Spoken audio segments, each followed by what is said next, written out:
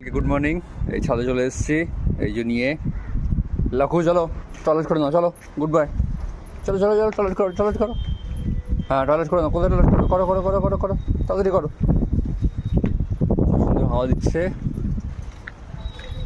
চারিধারটা বেশ সুন্দর দেখতে লাগছে। ওই যে দূর দূর অবধি দেখতে পাচ্ছে, সব দেখা যায়, অনেক প্রচুর দূর অবধি দেখা যায়।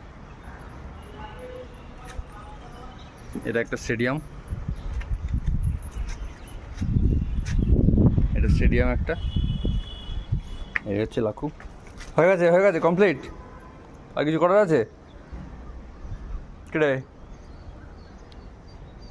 হ্যাঁ, আর কিছু করবি?